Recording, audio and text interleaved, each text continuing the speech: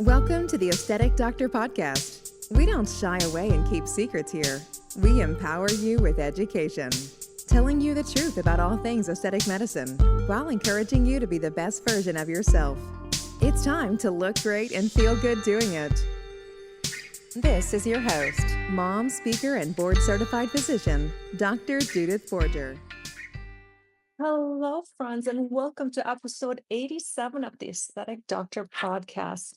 Today, I have the pleasure of welcoming Raquel Merlini, and she is another expert injector. She is a seasoned registered nurse and certified aesthetic nurse specialist with over 14 years of experience in the plastics industry. She is an expert injector. She is all about education and building a world of integrity. She owns Our Skin Aesthetics in Michigan, and I am so excited to welcome her today into our discussion where we're really going to talk about quality, safety, and expertise in aesthetics, and really what red flags should you avoid. So without further ado, please help me in welcoming the incredible Raquel Merlini to the Aesthetic Doctor Podcast.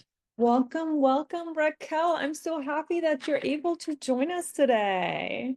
Thank you so much for having me, Dr. Borger. I'm honored and it's a pleasure. I follow you and you're amazing and you're always educating people on what's current, as well as some of the pitfalls and exciting moments in aesthetics medicine. So as watching you and you being a trailblazer, I'm honored to be here. Well, thank you so much. That is so kind. I receive it, and I will hire you every day to just kind of give me that boost at the beginning of the day. So thank you so much. So, putting it right back to you, one of the reasons I'm really excited to have you here is because you're such like a veteran injector in the field of aesthetics. You have over a decade of experience. You've really seen sort of the industry rise and become what it is. So I think it's just really going to be amazing, not only for our listeners who are consumers to learn from your knowledge, but also there's so many people, and I'm sure you get approached daily, weekly, monthly, about people that want to kind of break into the industry. Yes, as someone, I worked for a prominent physician here in the Detroit metro area for 13 years. And over those 13 years, I had many people that I would mentor. I had 2 medical assistants that came to me and they worked with me for a couple of years. And then they said, could I do what you do? And I said, well, you have to go to nursing school. And once you graduate from nursing school, of course, I would love to teach you everything that I know, because someone took me under their wing and did the same. So I like to give back. With that being said, I have been honored to be able to watch some other injectors grow and mentor them. I think, though, that people just want to get into the industry because they think it looks glamorous. And I don't know about you, Dr. Borger, but there's a lot of days it's less than glamorous. No, I completely agree with you. And I think it's one of the things we kind of talked about a little bit before this interview is that a lot of the people that I get approached by, you're absolutely right, is like they're not going towards something as they're running away from bedside nursing. And I'm an ER physician by training. Like I still do it very, very, very part-time just because I like keeping my skills. And I get it. Like everybody's burnt out. Lots of hospitals are understaffed. Lots of people want to get out of whether it's bedside nursing and doctoring. And I love the field of aesthetics. And that's what I tell everybody. Aesthetics is amazing. And you really have to be passionate for it. You have to put the training in. It's a skill. It's a craft like any other. And it's misrepresented. It's the glitz and the glam of the Instagram, of when the people go to conferences and they're all dressed up, when they're on the red carpet, and that is like a twice a year kind of thing. And then it's a lot of skills, it's a lot of patient care, it's a lot of managing patient expectations, and you still have to be very, very good at what you do. And like you said something very profound, which is like, it's still practicing medicine. Yes, exactly. I have my CANS certification, which is Certified Aesthetic Nursing Specialist, and I did it through plastic surgery. And I just remember sitting there in the exam and learning or taking one of the test questions, which was, what is a filler, a dermal filler? And it is categorized as a medical implant. And I don't think that a lot of people realize that, again, this is medicine. Filler is an implant that we're doing, and there's that traditional nursing and doctor assessment that goes with it. So the patient comes in and you're assessing and then diagnosing and then putting together a plan of treatment. And then I think where a lot of people even drop off is, and that can be another topic that maybe we can segue into, but it's a money grab. We're not insurance based. It is out of pocket. It's elective.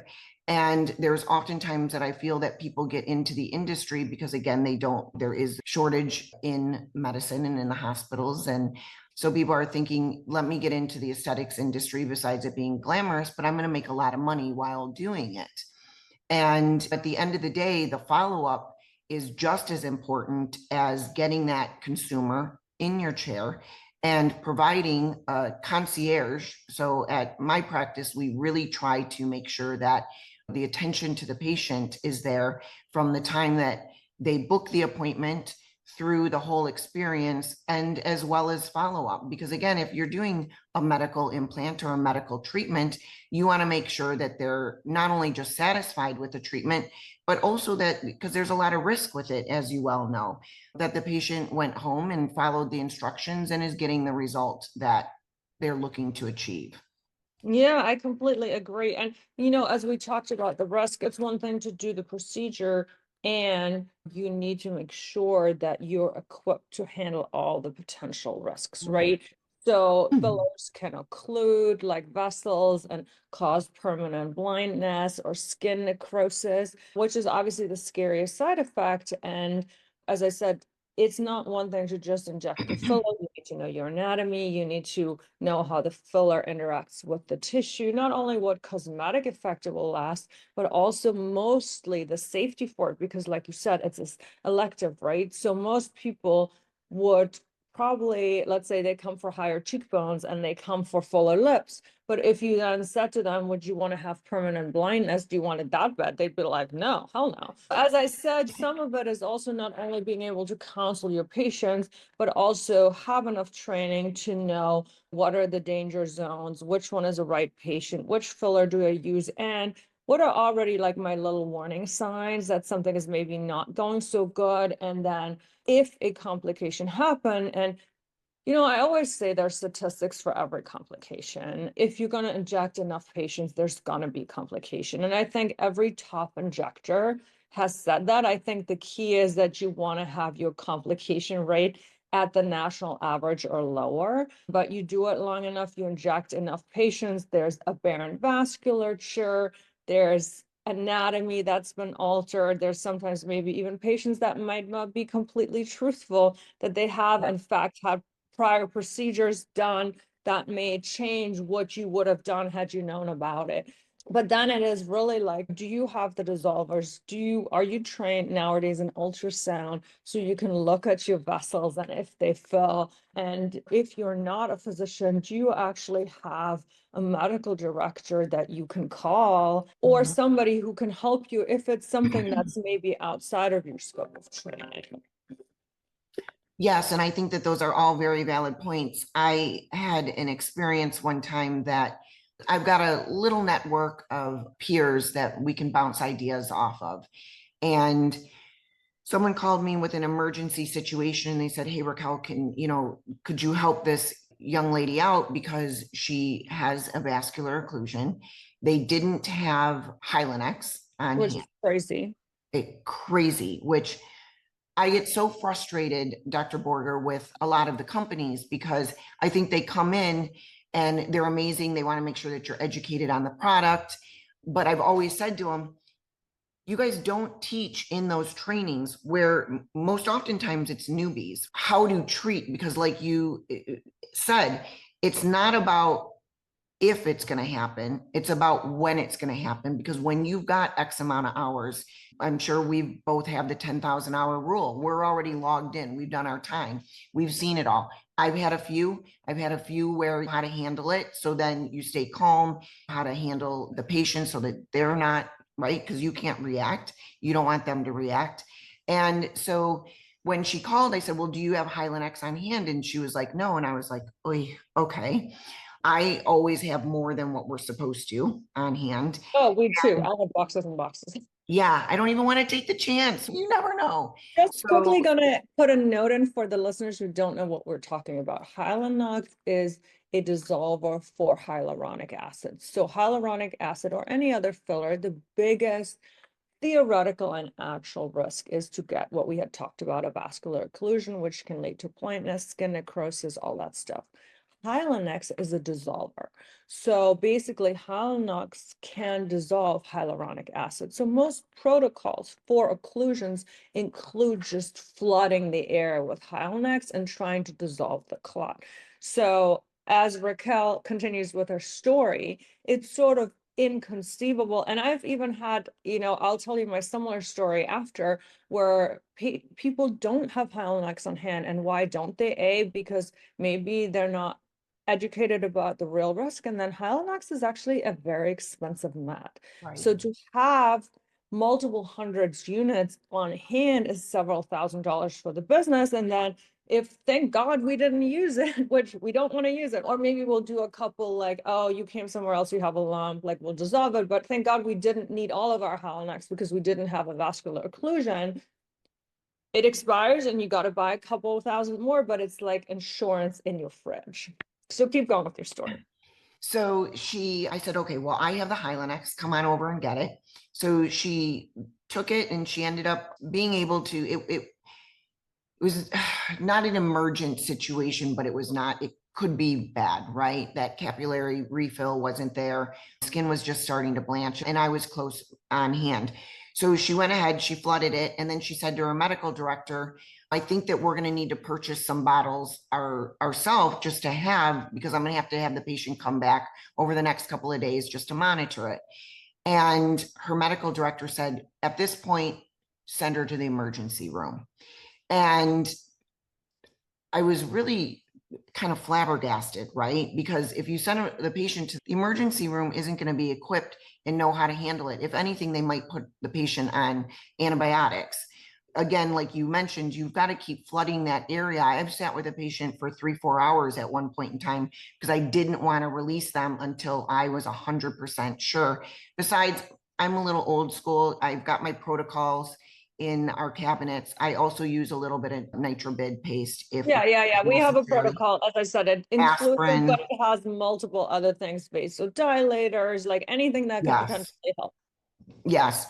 So I just said to her, she was so upset and frustrated. She said, I don't even know if I want to be in this field anymore.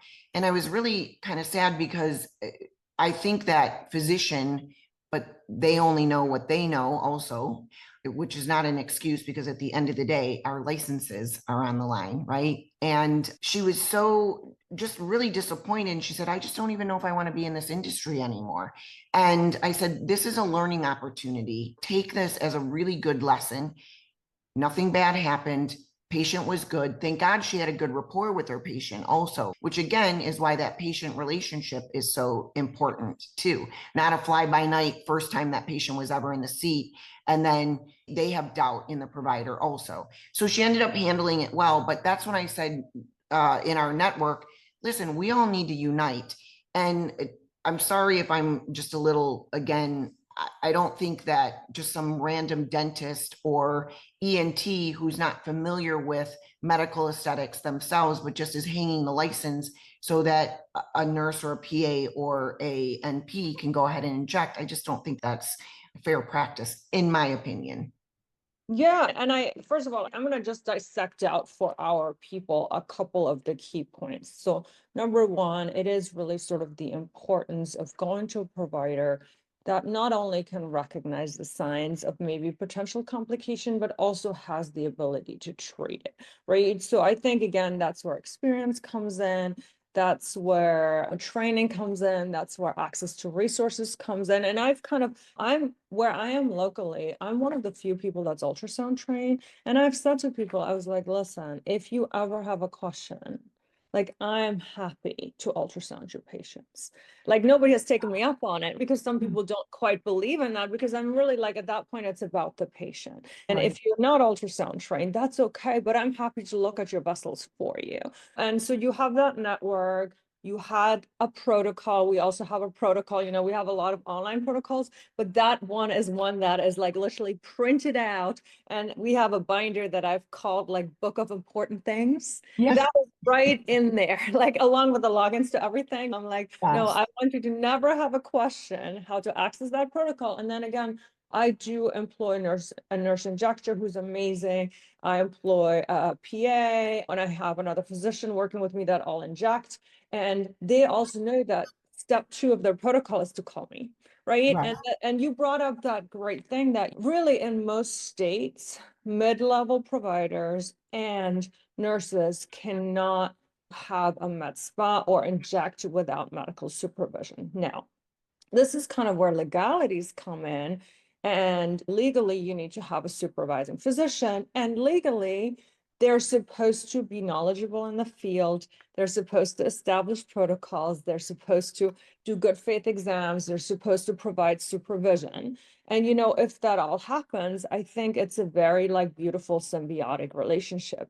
The problem is that, first of all, I've been approached by many people. And at this point in time, I don't supervise anybody who's not in my practice because I just like having the actual supervision. But there was literally, I got approached all the time, and people are literally like, well, you wouldn't have to do anything. And I'm like, no, no, no, no. If you're injecting under my license, I want to establish your protocols. I want to make sure you're trained. I want to see your patients. Like, I want to do all those things. And Mhm. first of all, some people don't want that. They're like, no, I want to do it all by my own because I know it all, which again is always a problem attitude. But number 2 is that's where kind of the collaboration goes on. But then also you can literally go online and there's companies that will help you find a random medical director who's willing to literally just put their license down, which I also think is crazy because it's your license. I mean, I worked very hard for my license, You have never like years. rent it out, but people will literally be able to use companies that will help them find a medical director. And like you brought up in your little story, they might like one of the people here in town, it's a dentist. One of the other people that is even in my town, their medical director is an ER doctor with zero aesthetic training. Right. There's somebody whose medical director is a rehab physician that's several hours away. And then somebody whose medical director is, I want to say he's a spine surgeon several hours away, that they're sort of related to. So again, those people don't actually provide medical direction. They're there on paper so that the medical, whatever, the board that established these corporations can give a check mark, but it's really not true medical supervision and collaboration in a way that it was intended to be. And kind of saying that, I think with the proper training, absolutely PAs, nurses within their scope of practice can inject and can do a wonderful job. That's why I hire them. That's why we're having this conversation, right? Because I'm not one of these people who's like only physicians, because I realize that, like somebody like you, you've spent decades training. You continue to train, you continue to better yourself.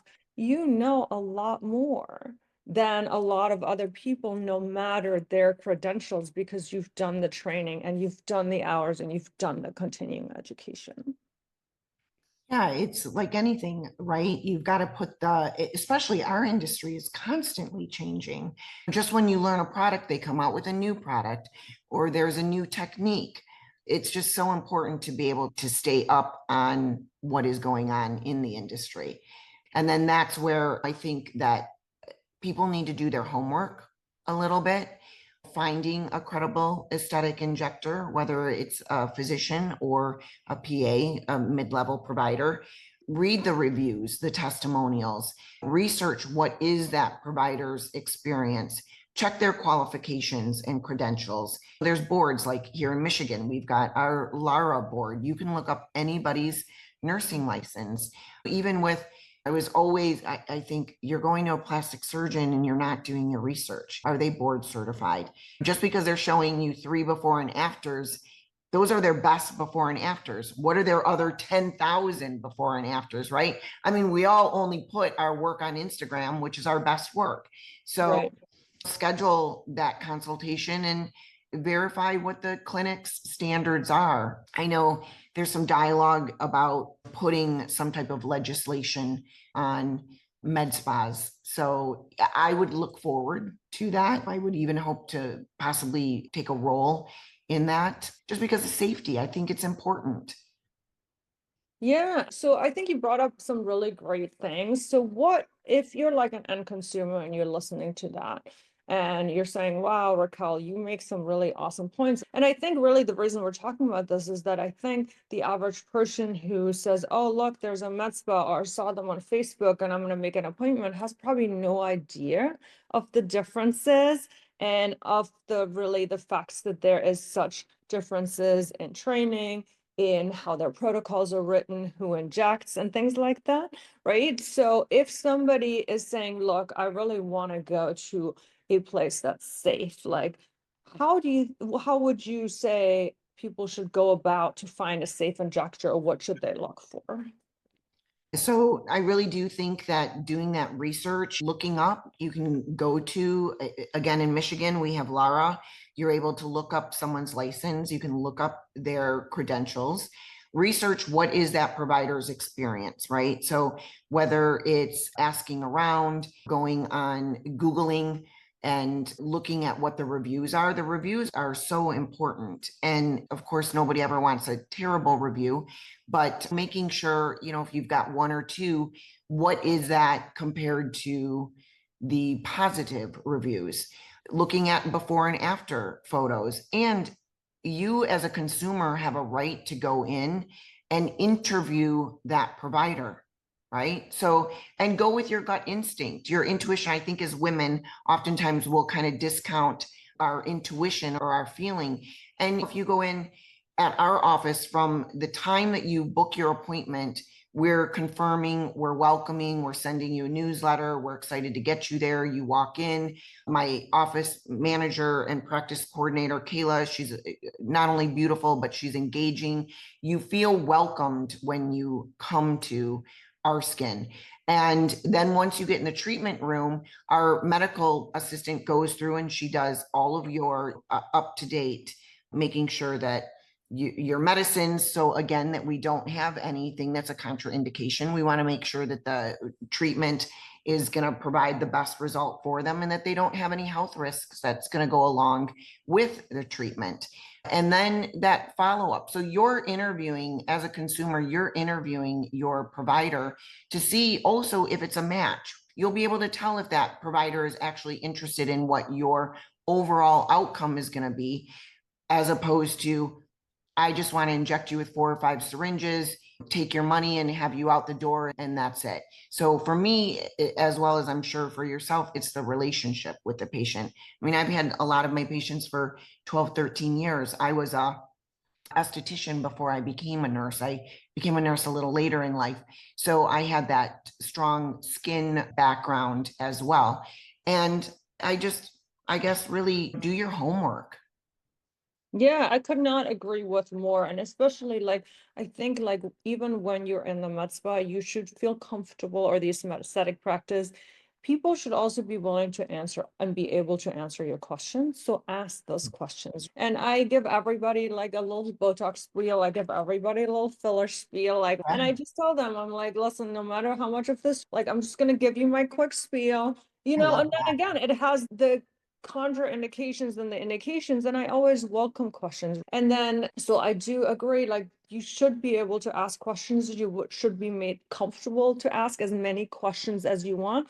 And then the other thing too is I think you should never go anywhere where there's a high pressure kind of sales atmosphere, where the overall sale or money or what you buy is more important. And I always tell people that there's no pressure. Like, this is a journey.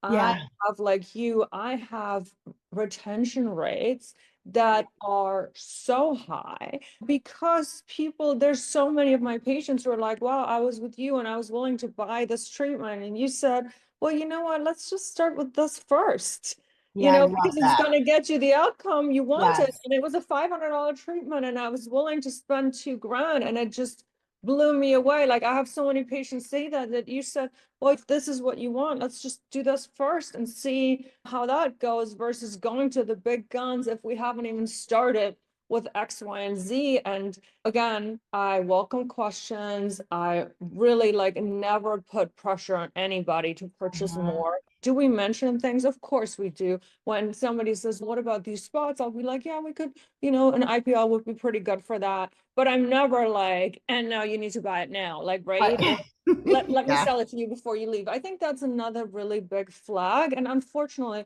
especially I think as a lot of the capital ventures taking over the med spa space, like a lot of injectors that work for national chains and capital ventures, unfortunately, they're held to sales metrics more than they're held to patient outcomes. So again, I run a concierge practice. It's actually called concierge medical arts. That's exactly what we do. And so the patient always comes first. But I think that's also one of those problems is that if you go to the chain where you get the cheap Botox, Right. part of the way they're going to make that up is by cranking through X many units so they can make their margin. So some of that is also you decide what's important to you.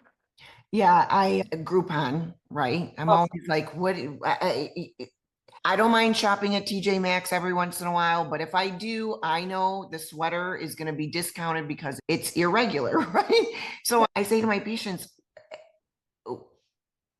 are you price driven in the fact that you're willing to risk quality, safety, and expertise? And then with so many, I mean, the fake Botox that's on the market. Oh, yeah. Because I'll tell you, I had a physician one time. She actually, Dr. Borger came in and I adore her and she really shocked me. She said, hey, I have this sheet here and it's got these discount prices. And if I bought the Botox, could I come in and have you inject it? And I said, Dr. So-and-so, you are a physician. I said, first of all, that's in a foreign language. And I would not feel comfortable injecting that in you. Whatever you want to do on your free time is, is on you. I said, but, I mean, would you just grab a drug from anywhere and inject your patient? Absolutely not, right? So I think that definitely sales and deals. I had another patient who there's a clinic that's a chain. And she said, well, they were giving away free Botox. And I said, oh, were they now? Tell me about it. And she said, yeah. So I went in and they did their consultation and they said, yes, you'll get free 40 units of Botox. And I said, okay. And did you do it? I said, I'm all about if you can save money, please do. And she said, well, no, because they wanted me to spend $2,000 in filler. And I was like, because nothing is really for free. So, or you'll get an inadequate product. I had another patient who had gone to that same clinic and she said, well, it was $6 a unit, which we all know the price of Botox. I don't know buy it for that. That's what I always tell people. We have a clinic in our town and the way they advertise Botox prices, and they don't do plastic surgery. Now, I understand that in plastic surgery office, sometimes Botox is used what's called as a loss leader. I really am trying to get you to spend $6,000 on implants or $24,000 on your mommy makeover. Yes, it makes sense for them to say, I'll give you $200 of free Botox because again, you made 24,000, right? So plastic surgery clinics sometimes will use Botox as a loss leader, what we call it in business, in order to get people in their door. That's one thing. But if you're in the non-surgical aesthetic space, and again, you don't have this, you're going to spend $6, $20, whatever $1,000 on a procedure, and we'll give you a couple $100 of free Botox. Like we have a clinic advertised here constantly, their Botox, and it's the same thing. I'm like, you cannot buy it for that price. So either there's no way they're taking a loss on that many patients if they don't have another procedure they're trying to sell. So either you're diluting, which means you're making 100 unit vial go to 200 units. So then you're really selling diluted Botox, and it's probably really $12 a unit, which it should be, or you're not truthful about what you're injecting. And I think that's another thing that we have to tell our consumers, that in this country, it is absolutely illegal to inject anything that you directly did not source from the manufacturer. So that includes buying things from other countries, whether it's China, Canada, Mexico, wherever you want to buy it, or buying it through GPOs. It's like sort of buying unlicensed Prada or unlicensed Louis Vuitton. Right. It might come in the same vial, but if you did not get it from Allergan, it's actually not legal to inject, and you don't actually know what's in it. You don't know if somebody Right. How reproduced a dangerous. Botox vial and put some Chinese toxin in or whatever. So I think that's another thing, that when I see some of these deals, I know what it costs me to buy, and then I still have my syringes, my saline, my insurance, my injectors, my overhead, my marketing, my Right. EMR, my whatever it is. So I'm like, I know what the actual price of it is. So it's like the same with you. I see some of these Groupon deals and I'm like, there's something so wrong with that, because if you try to buy the Louis Vuitton for $200, it's not gonna be a Louis Vuitton. Like there's I gonna be know. something fishy about it. Right. So my patient said to me, well, I cheated on you and I went with my girlfriend and I was able to get it for $6. And she said, but I'm here. I said, then why are you here today? She said, I want to get my lips done. I said, okay, no problem. I said, and she knows me very well. And I'm never critical of other practices or what they do, because I just think it makes you look bad when you badmouth other people. But I did say to her, I said, I do hope that I'm wrong. I go, but I have a feeling you're only going to get about 6 weeks out of your tox. I said, because I know how they reconstitute it there. And it's the only way that they're able to stretch that Botox to be able to sell it for $6.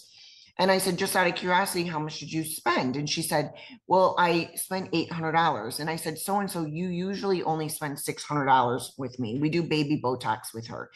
And she said, well, let's see. I said, I hope you're right. And I hope I don't have to see you again in 6 weeks, but let's make your lips beautiful. 6 weeks go by. She's in my chair and she says to me, you were so right. And I said to her, I go, I don't want to be right. I said, it's not as, I wish that I was wrong. I go, because now what really is awful about this whole situation, you paid $800. You would have only paid $600 with me.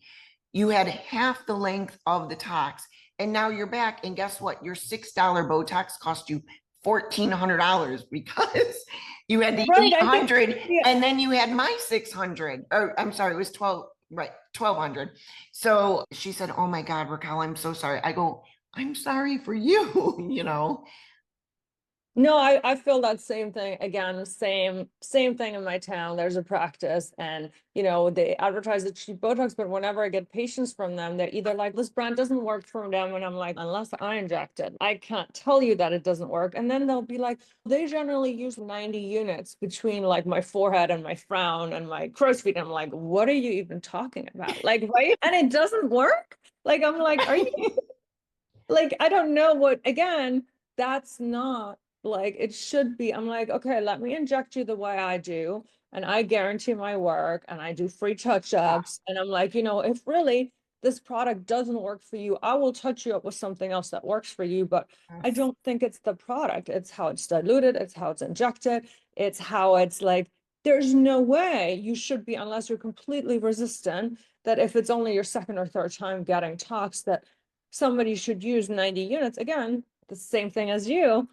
The patient then spends, even though the Botox is only $8 a unit, which for me, it's definitely more than that. They spend way more because they get their 90 units when they could have come to me and gotten 60 and gotten Right. much better results. That brings me back actually to the first story that you said. The thing that I wanted to say is I also heard a story where somebody came to me to touch up their lips. That's another thing I do a lot, is we have this joke that once everybody does their lip filler deals on Valentine's Day. Right. We have also joked that you shouldn't have cheated, but that's a whole other thing. I always take my patients back, but most of the time they pay so much more then, because not only did they pay for the first subpar product, but then they need to pay for the dissolving, the fixing, the this, the that, right? Because again, I guarantee my work, but I don't guarantee anybody else's work. And then people Right. are upset because suddenly, like you said, not only for their filler or their tox, they suddenly spend 3 times as much, because it's always harder to correct and fix something than to do it right the first time. I mean, and I think I sort of tell a lot of people Botox is like hair in terms of when your threshold is to touch it up. Some people don't mind roots, other people touch it up. I think it's the same with hair. Like if somebody has to do a full color correction, it's so much harder than if they just do your highlights. And I think people kind of understand that because you have to take the tone out, you have to take the brass out, you can only dye at so many degrees. I mean, I'm not a hairdresser, but I think people understand that concept, and it works the same with aesthetic work. And not only that, I think the risks are much greater. I mean, I love my hairdresser, and the worst that's going to happen is that your hair is fried, right? In aesthetics, because it's Right. medicine, like Yes. really, really bad things can happen. And not only bad things like blindness or skin necrosis, but with other procedures, you can have permanent dyspigmentation, you can have permanent scarring, you can have like some really, really bad things happen because it is the practice of medicine. Yes, and here in Michigan, again, because of my plastics background, we had a lot of silicone in lips Yeah. here. And in my formative years and wanting to be everything for everybody, I would try to do some correction, kind of finesse and blend those little BBs in. And then I got to a point where in your career, you start to become selective, right? And I'm like, I just don't, I know the outcome isn't going to be good. So for me, I would refer them over then to our plastic side, and we would have to cut it out surgically, remove it, and then let the patient heal. And constantly that silicone is creating scar tissue. So you might be able to cut it out and make everything look aesthetically pleasing for a short period of time. But then those little BBs end up coming to the surface again, creating that scar tissue around, and you've got to excise it again. And inflammation and Very, very problematic. So, healing, all that stuff. so again, that correction and having that consumer be educated on, I love what you touched on, which is sitting that patient down and figuring out what is best for them, because you don't want to just pump in that filler. And I think that the patient needs to be educated on what is going in their face. Even if a person comes to me and they've had Botox before, I always say to them, this may be very rudimentary. You've been getting Botox for 10 years, but I don't know how you've been educated at another practice. Let me explain to you why I'm doing what I'm doing, as well as what the recommendations are for label. And I don't always treat label. I prefer to undertreat, especially if they're new to me, because again, you come back, I'll make that correction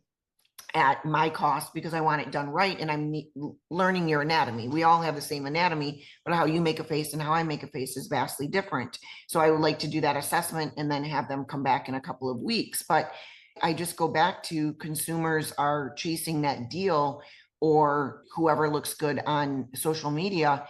And that doesn't mean that they have the credential or the experience or legitimate product either.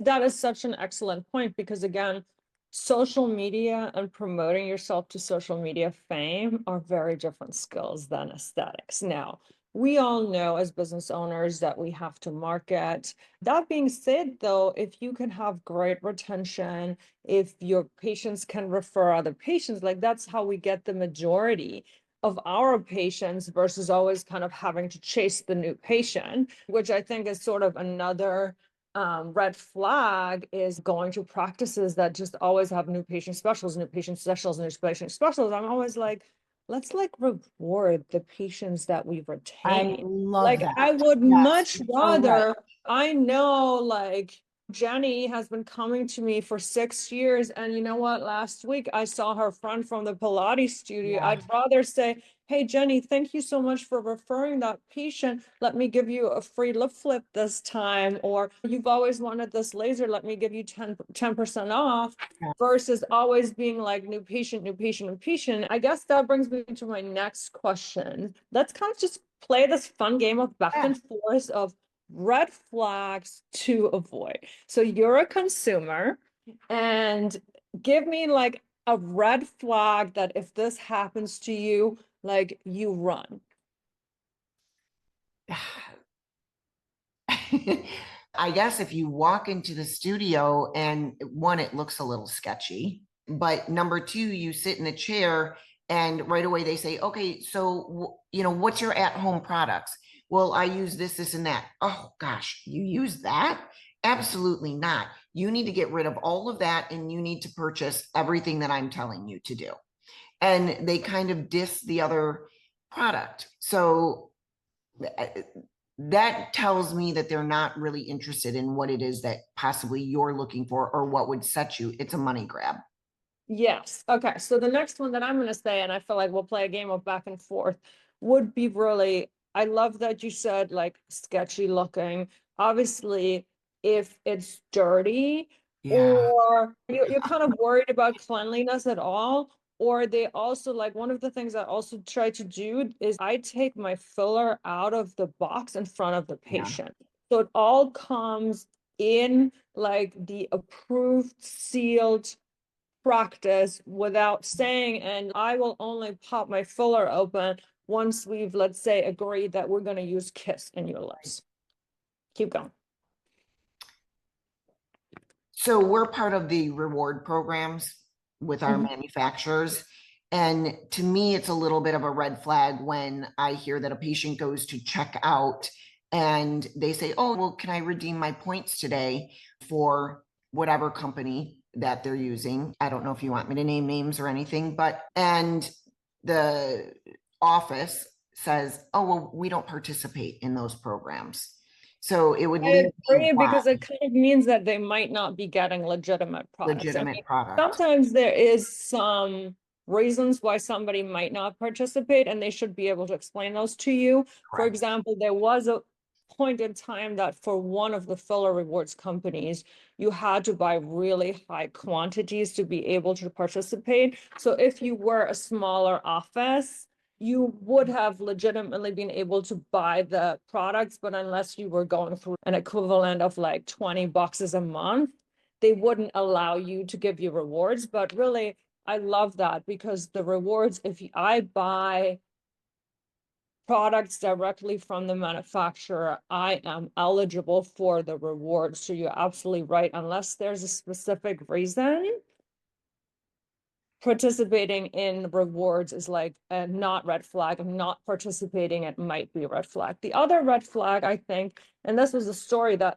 came up to me earlier when we were talking about the person that didn't have Hylex in an office. I also corrected somebody's lip filler, and she told me that the person she had gone to had sort of said to her, well, if anything, like if there's an occlusion, we're going to have to go to the ER.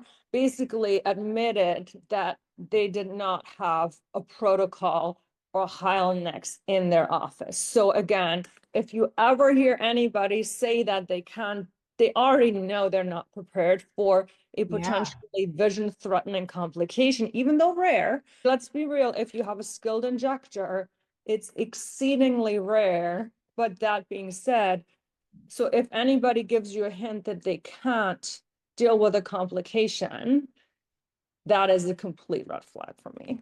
Yes. Yeah. So frightening. All right, keep going. I'm kind of liking this game. I think it's fun for consumers too. Well, I would think consents. Yes. That we know in medicine, you are supposed to go through the product and procedure, have the patient repeat back to you so that they understand what it is that they're receiving and that they are going to consent to that. So I think if you walk into a med spa or salon suite or any type of practice and they're not even going over procedure and having you sign consents, that would be a red flag as well. Completely agree. And then the next flag going to that too is sort of if people aren't quite able to, if you ask questions, are not willing or able to answer your questions. For example, I think what also happens is that there's now lots, actually 4 or 5 approved brands of Botox, of botulinum toxin. We all use the word Botox colloquially a lot to kind of talk about any wrinkle relaxers, but people should be able to tell you exactly what they're injecting, what procedure they're doing, and should have you feel confident and comfortable to ask as many questions as possible. So again, if you feel like your questions are not being answered, because maybe they don't know, or they're dismissive, or they're just like rushing you because they've scheduled 3 minutes for your talks, I would say that that would be a red flag for me as well. Yeah, that's really a good point, because I think that people don't want to answer questions that they don't have the answers to. So they are going to be dismissive. And I think that's important too. If you go into a practice and you don't feel comfortable or welcome, you already feel condescended to. Mm. I will tell my patients, even if after they leave, when I'm walking them up to check out, I'll say, no question's a dumb question. You only know what you know. And if you have any concern whatsoever, don't hesitate to call. So I want them to feel comfortable that they have accessibility to us after hours as well, because they I get. love that. Yes, there should be like a follow-up number provided. And just like you, I tell everybody, like, even if they don't have my card, I'll be like, hey, here's the office number. I see every text you send. Yes, I let somebody else do the scheduling, but please, please, please, if you have any questions, like, reach out and at any point in time, and we will answer the question or get back to you. So I think I agree that's sort of a red flag if there's no way given to follow up, ask questions, report kind of concerns you may have, talk about side effects, things like that. And then I think one of the final red flags I want to talk about, and we hinted at it earlier, is if you feel pressured to buy.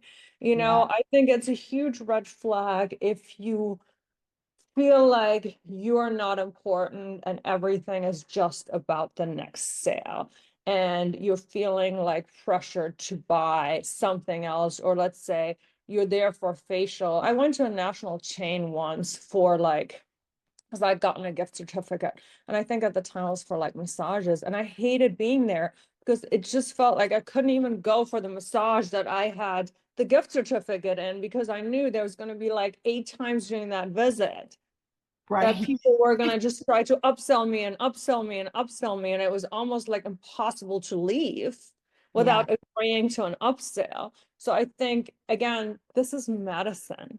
This is where your confidence, your beauty, your skin goals would shine. So I would say it's a complete red flag if you're somewhere and you feel really pressured more to buy than people listening to what your concerns are.